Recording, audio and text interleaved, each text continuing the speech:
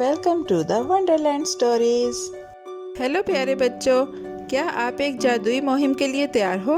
ऐसी मुहिम जो दोस्ती, हिम्मत और थोड़ी सी पहेली से भरी हो। आज की कहानी का नाम है जासूस की मुश्किल और ये शुरू होती है एक पुरसकून धूप वाली ज़मीन में, जहाँ एक होशियार मुहिमजू सुपरसिन खूबसूरत मुल्क पाकिस्तान जाने का ख्वाब देखता है। उसका सबसे अच्छा दोस्त राहुल वहीं रहता है और अक्सर ख़त लिखता है जिनमें वो मसरूफ़ बाज़ारों, मज़ेदार आमों और उन लोगों के बारे में बताता है जो अपनी आंखों से मुस्कुराते हैं। एक दिन सुपरसेन को राहुल का एक ऐसा ख़त मिला जो थोड़ा मुख्तलिफ लगा, जैसे वो कोई ख़ास राज छुपा रहा हो। सुपरसेन ने वो ख़त अपने सबसे अच्छे दोस्त टॉम को दिखाया। ये दोनों कई दिलचस्प मुहिमात में साथ जा चुके थे, जैसे खजाने के नक्शे और दरख्त के घर की पहेलियाँ। टॉम ने खत पढ़ा और सोच में पड़ गया। राहुल को हमारी मदद चाहिए, उसने कहा। सुपरसेन ने सर हिलाया। चलो फौरन चलते हैं। हम राहुल से मिलेंगे, राज हल करेंगे और शायद एक असली पाकिस्तानी ट्रक की सवारी भी करें। उन्होंने अपने बैग तैयार किए, पासपोर्ट लिया और एक जादुई बादल वाले हवाई जहाज में बैठ गए जो आसमानों में उड़ता चला गया। जब वो रुई जैसे नरम बादलों में तैर रहे थे तो वो सब हैरत अंगेज चीज़ों का तस्वुर कर रहे थे। मुझे उम्मीद है हम नाचते फव्वारे और चमकती लालटेनें देखेंगे, टॉम ने कहा। और मैं वो मज़ेदार फलों वाले मशरूब पीना चाहता हूँ जिनके बारे में राहुल हमेशा बताता है, सुपरसेन ने हंसते हुए कहा। ये सफ़र बहुत खुशी भरा था और टमटमाते सितारे उनको इस्लामाबाद के दिल तक ले गए, जहाँ राहुल एक कार्टून जैसी सुर्ख गाड़ी के पास खड़ा खुशी से हाथ हिला रहा था। राहुल ने उन्हें ज़ोर से गले लगाया और एक डब्बे में गरम मक्खन वाले बिस्किट दिए। मैं बहुत खुश हूँ कि तुम लोग आ गए, उसने कहा, लेकिन मुझे एक बात बतानी है, उसने आवाज़ आहिस्ता करते हुए कहा। मुझे लगता है कोई हमारे प्लांट के आसपास चुपके चुपके घूम रहा है, जैसे वो हमें देख रहा हो। मुझे डर है कोई जासूस हो सकता है।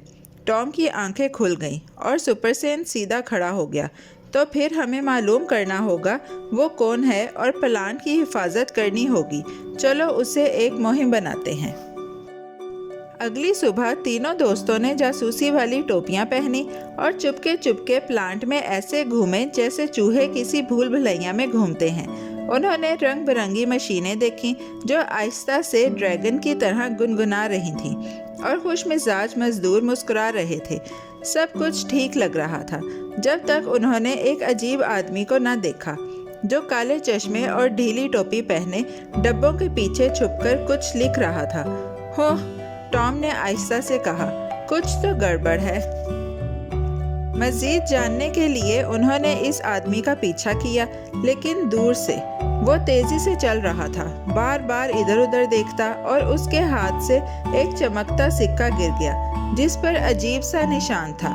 सुपरसेन ने सिक्का उठाया और आहिस्ता से कहा, यह आम सिक्का नहीं लगता, ये कोई सुराग हो सकता है। राहुल ने सर हिलाया। हमें एहतियात करनी होगी, लेकिन हम ये साथ कर सकते हैं। उस रात वो राहुल के आरामदेह घर वापस आए। चांदनी दूध जैसे चांदी की तरह अंदर आ रही थी जब उन्होंने एक मंसूबा बनाया।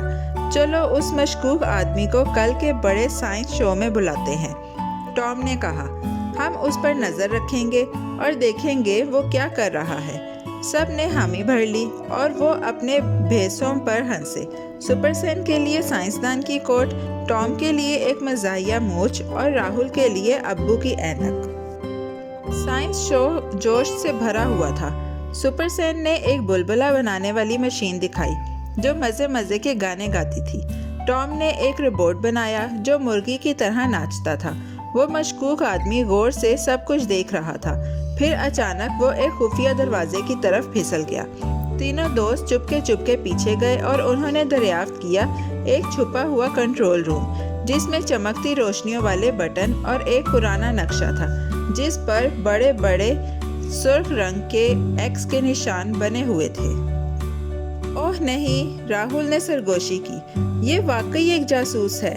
लेकिन इससे पहले कि वो डरें, सुपरसेन आगे बढ़ा और ख़ास सिक्का दिखाते हुए नरमी से कहा, माफ़ कीजिएगा जनाब, ये हमें मिला था और हमें लगता है कि ये आपका है। वो आदमी चौंका, फिर आहिस्ता से मुस्कुराया। मैंने ये तवक्को नहीं की थी कि कोई नरमी से पेश आएगा। तुमने मुझे पकड़ लिया। मुझे खुफिया मालूमात लेने के लिए भेजा गया था, लेकिन शायद यहाँ कुछ और भी ताकतवर चीज़ है, भरोसा। राहुल ने नरमी से पूछा, क्यों ना आप हमारे साथ रहकर कुछ सीखें, चुपके चुपके देखने की बजाय। उस आदमी का नाम नीकू था। उसने इर्द गिर्द के खुश चेहरे और हंसी आवाज़ें देखी। मुझे लगता है मुझे ये पसंद आएगा, उसने आहिस्ता से कहा। तो नीकू ने अपनी जासूसी छोड़ दी और मददगार बनने का फैसला किया। प्लांट में फूस था और मशीनें भी खुशी खुशी गुनगुनाने लगीं। खुशी मनाने के लिए राहुल ने सुपरसेन और टॉम को एक जादुई सैर कराई। उन्होंने घंटियों और परिंदों से सजे रंग बिरंगे ट्रकों की सवारी की, ऐसे बागों में गए जहां फूल बातें करते थे और लालटेनों के मेले में नाचे जहां आसमान कोसे कज़ा की तरह रोशन हो गया। सुपरसेन और टॉम हंसे और खुशी से घूमे। ये अब तक का सबसे ज़बरदस्त सफ़र था, टॉम ने कहा, और ये सब एक ख़त से शुरू हुआ, सुपरसेन ने खुशी से कहा।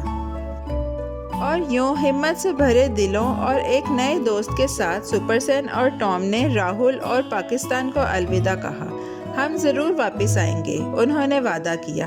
ये जगह कहानियों से भरी हुई है जो अभी सुनाई जानी बाकी है।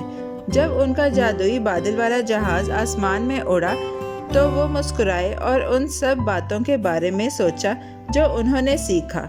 और याद रखो प्यारे बच्चों, बहादुर दिल और प्यार भरे अल्फाज दुनिया को बेहतर जगह बना देते हैं।